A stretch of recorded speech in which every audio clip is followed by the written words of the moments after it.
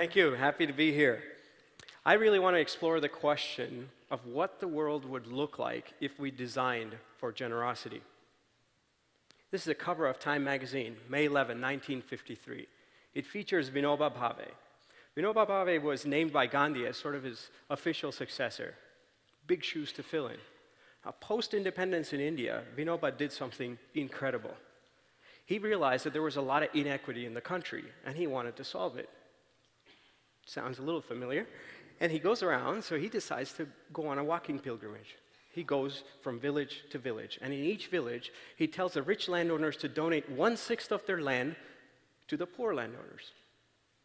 No coercion, no compulsion, just purely for the spirit of generosity. Right? He appealed to their inner transformation. He ended up walking 70,000 kilometers. And through those 70,000 kilometers, more than 5 million acres of land was just donated.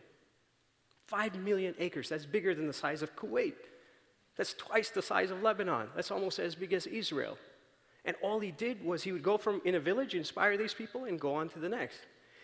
It ended up being the largest peaceful transfer of land in human history. But what was the force? What was the underlying inner transformation that allowed him to do it? A lot of us have been thinking about these kinds of questions, and there isn't really a word. So we came up with a word. We call it giftivism. The practice of radically generous acts that change the world. Now, giftivism is different. What you see over there, Gandhi, Mother Teresa, Martin Luther King, Dalai Lama, Cesar Chavez, you go on down the list, they're all practicing giftivism. And the marker of giftivism is that it's for the 100%. There is no enemy, there is no opponent, because ultimately, our inner transformation is tied to the outer manifestation. All these people recognize that. And that's giftivism. So how can we bring about, naturally, we ask this question, how can we have more of this in the world? So the key question for us was, what designs emerge if we assume that people want to behave selflessly? So by designs, it's institutions, systems, projects. What would emerge if we turned this question on its head? And by on its head, I mean, if you look at economics, right? It's built on the premise that people aim to maximize self-interest. That's the basic fundamental building block of all economics, is that we are selfish. What happens if you turn that around and say, well, actually, maybe people want to be selfless? So a few of us, back in April 1999, went to a homeless shelter. We said we want to give, just for the love of it. We don't know what we want to do, but we want to help. We came back and we ended up building them a website. Felt great, so we told all our friends about it. Says, hey, this generosity thing, there's really something to it. Okay? And all of a sudden, they're like, okay, sounds good. And they come in, and they experience the same thing, and they told their friends, and it started growing. It was very counterculture at the time, because we easily could have made money doing it. But we were saying, we weren't just looking for money. We were saying that there's this inner transformation, which is actually beyond money, almost priceless. So we then looked at it. We had a very interesting thing happen. There was a .com that went belly up. And when it went belly up, they came to us and they said, hey, can you keep our product alive, because it's doing a lot of civic good? We said, sure. We'd be happy to. We can try. We were a bunch of volunteers. We didn't know if we could actually run an organization like that. In 3 months, we doubled all their numbers. We scratched our heads. We said, oh, man, we got institutional capacity. We could do stuff. So then we said, well, what should we do? Well, we should do what no one else is willing to do. Like what? Well, we should do things like good news. CNN doesn't put any good news, but if you don't have good news in the world, you're constantly going to be stuck in the fear narrative. Why doesn't CNN have good news? It's very hard to monetize. Then we said, well, maybe there's other things, right? So we started a portal for good news, and then we said, well, what about kindness? Again, very hard to monetize. Doesn't mean we shouldn't have systematic efforts to promote that kind of stuff in the world. So we started a portal to do that. And we started a whole bunch of different projects. And then at some point, we said, why not go offline? What happens if you run a restaurant in this way? What happens if you run a rickshaw in India in this way? What happens if you run an art magazine in this way? Right? In this way, by which I mean the power of generosity, the power of inner transformation. So what ended up happening was that we actually created a whole ecosystem called service space around this kind of an idea. Now, all innovation, if you look at it, is bound by these creative constraints that you put on yourself. So we had three very interesting, curious constraints. The first was we decided that we were going to be all volunteer run. And you say, okay, well, that's interesting. So instead of having 5 staff working 40 hours a week, we said we're going to have 40 volunteers contributing 5 hours a week. So same amount of output at the end of the day, but an incredible amount of energy, right? What we started unleashing was the power of compassion capital. The second big thing was that we didn't fundraise. We saw a lot of amazing projects. They start out with noble, beautiful intentions. By the 10th year, they're all bogged down in fundraising. By the 20th year, it's like before you do something, you got 20 photographers showing what you're going to do.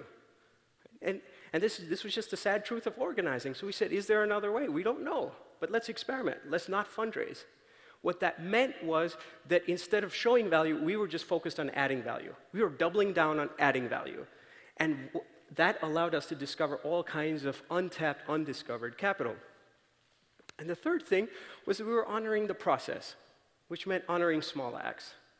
And small acts were great, but when they really got connected to each other, we realized that there was a synergy that was happening, where 1 + 1 was greater than 2. The whole was greater than the sum of the parts. And you have two things. By themselves, there are two things. But when you put them together, there's a bond, and that bond actually means something. That bond actually has value. And so we started seeing synergistic capital. So we had these 3 constraints, but it ended up allowing us to flourish with all kinds of different abundance, if you want to call it that. So these small acts of giftivism, when they get connected, it rekindles a gift economy. A gift economy is, of course, very different than a traditional economy because in a gift economy, it's the circulation of these gifts that leads to the vitality of society, not hoarding, not accumulation. Such a gift culture is marked by these 4 key shifts.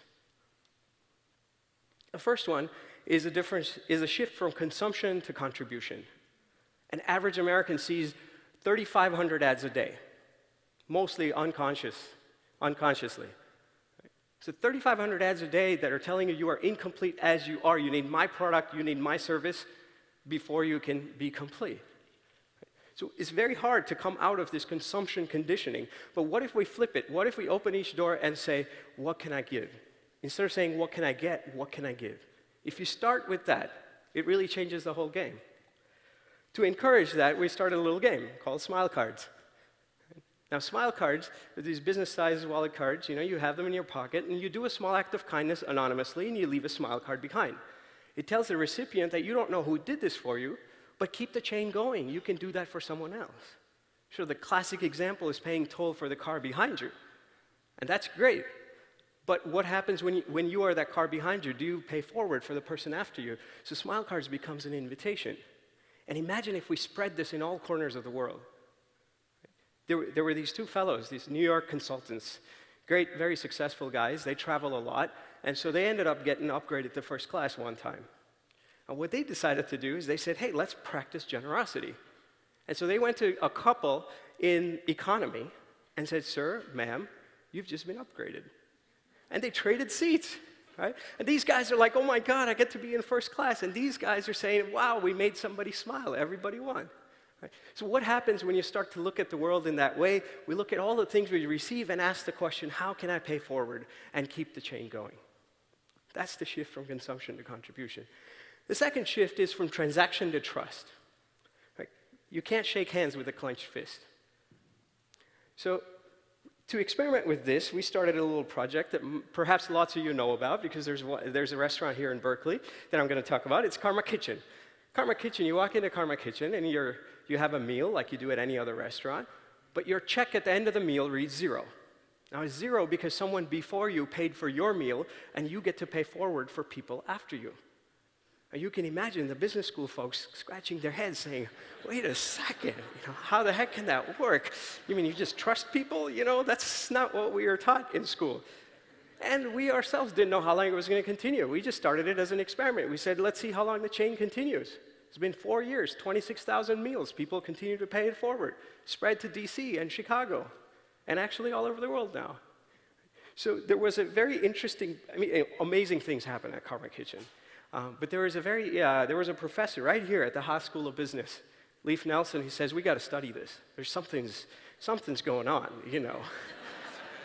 So they decide to do an experiment. They go to a cartoon museum. It's $1 to get into the cartoon museum. And they said, today, you get to pay what you want. But put whatever you want in that box. People on average gave $1.23. Pretty amazing. But then they went one step further, and they said, instead of pay what you want in that box, pay directly to the cashier, but still whatever you want. Now, all of a sudden, it humanizes the whole interaction. People on average paid $2. Then they said, let's do Karma Kitchen style and evoke their interconnection. Someone before you has paid for your meal, not your meal. Someone before you has paid for your tab, and you get to pay forward for people after you. These people who are never even going to be able to look at you in the face and say, thank you. How much would you pay? On average, people gave over $3. Remarkable. So we have to count on people to be generous. When you count on people to be generous, all kinds of beautiful things can happen. The third shift is a shift from isolation to community. Now, community isn't just people coming together. It's how are people coming together. Context really matters. You take a look at a piece of graphite and a piece of diamond made of the same carbon atoms. But the only difference is how the carbon atoms are configured, how they connect, how they bond. That makes all the difference in what the end product is, what the manifestation is. So we have to really start to cultivate these deeper ties. This is a photo of my 10-year-old cousin. Now, Neil, on his 10th birthday party, he decides to throw, a super soaker party. They all have fun in the back. And then in the afternoon, he does something different. He says, I'm going to invite all my friends, and we're going to do a free car wash for the community. So they had their board and their jingle, and all these strangers pulled up on the driveway. They split up into, the pre-rinse team, and the soap team, and the rinse team, and the tire team, and they were just going at it. Now imagine if you're pulling up in one of these cars. The people come out of the car, and they're completely bowled over. They're like, what are you doing this for? Is this a fundraiser? That's amazing. I'd like to contribute. They said, no, we're not doing this for a fundraiser. We're actually just practicing generosity. It's my friend Neil's birthday, and we're just practicing generosity. And that kind of stuff can really blow you away. All the guards are down. All of a sudden, it's like, yeah, I love you, man. And they're like, oh, they're taking photos. And these kids, it was amazing to see the connection between these strangers and the kids. But what was even more amazing was how these kids bonded because they served other people together. So you can be Facebook friends, and those loose ties have its value. You can go out to movies with your friend, and those deep ties have their values. But you can serve others together, and that creates gift ties. And those are priceless. Those are really valuable. So we need to cultivate a network of these gift ties. And the last shift is a shift from scarcity to abundance. Now, this is really a mindset. It's a mindset of tapping into enough. Right? Whenever you say abundance, people look at that and say, well, do you really think there's plenty for everybody? And I think Gandhi tackles it spot on in one sentence. He says, there is enough for everyone's need, but not enough for everyone's greed. So how do we tap into this mindset of enough? What you see a photo on their top over there are two giftivism warriors, love warriors, if you want to call them. They live in East Oakland. You might have seen the photo. This is at Occupy Oakland. They went to jail for meditating. They were completely peaceful. Now, these guys actually do a lot of amazing, interesting stuff. They have a house on the border of two gangs in East Palo Alto, one of the worst places in the country. Right? Most people say there's a lot of scarcity. They have scarcity of safety, they have scarcity of resources, they have all kinds of scarcities. These guys are saying, look, we have enough. Let's look at this with new eyes and see what we can give to other people. They live on Fruitvale Avenue. Lots of fruits there still. Right? And they decided they would connect with their neighbors, and they say, look, you have all these amazing fruits. They're going to waste. Can we just pluck them and gift them? Neighbors are like, yeah, sure. Are you guys going to do that? That's great. They become friends. They go out to people and say, here is organic, fresh, ultra-local orange for you. and it's a gift from your neighbors in East Oakland. Right? These are not just people on the receiving end that just need to get. They are now contributing. They reframed the whole equation. And like that, they're doing so many different activities, all because they tapped into this mindset of abundance, right? Of enough. So if everyone can share their gifts, we start to really discover new forms of value. So in conclusion, here are the 4 shifts, right? When we move from consumption to contribution, we appreciate what we receive and we pay forward. When you move from transaction to trust, you really start to rely on our interconnectedness in a very deep, profound way. When you go from isolation to community, you start to cultivate this network of gift ties. And when you move from scarcity to abundance, you really start to discover your gifts and start to experience this generative power of gratitude. It's very generative. So that's really giftivism. It's the practice of radically generous acts that change the world. But it's not just reserved for the Gandhis and the Mother Teresas and the Dalai Lamas of the world. In the bottom right over there is this man that most of you may not have heard of. His name is Julio Diaz. Everyday Joe. He lives in New Jersey. Every day he takes the subway back home. And one day he's getting off, and this kid comes up to him with a knife, and he says, "Give me all your money." He says, "Okay, well, here's my wallet." He gives it to him. Kid's about to run off, and then he yells out at the kid, "Hey, kid, it's a little cold. Do you want my jacket too?" The kid's blown away. He hadn't learned this in Robbery 101, so he comes back. And he says, okay, yeah, all right. But now when he comes back, very different energy. Right? They start to connect. They start to bond. And Julio says, "I'm about to go have dinner. Do you want to join me?" Also not in Robbery 101. So they go to dinner, and they have this profound conversation. At the end of dinner, Julio says, "I'd love to treat you, but you have my wallet." So the kid naturally takes out his wallet and gives it back to Julio. And at that point, Julio says, "Can I ask for one more thing? Can I have your knife too?" And very easily, very naturally, he gives it back to him. Now, that is giftivism, because Julio tapped into that spirit of inner transformation, says, this is not a guy who's taking stuff from me, I just want to blow him away. And that capacity, blow him away with generosity. Underneath that generosity is an inner transformation. And once we tap into that inner transformation, all kinds of new possibilities are available to us. As we say in Service Space, our tagline says, change yourself and change the world. If we make that inner change, outer change is bound to come in a very different way if it comes from the inside out. Thank you.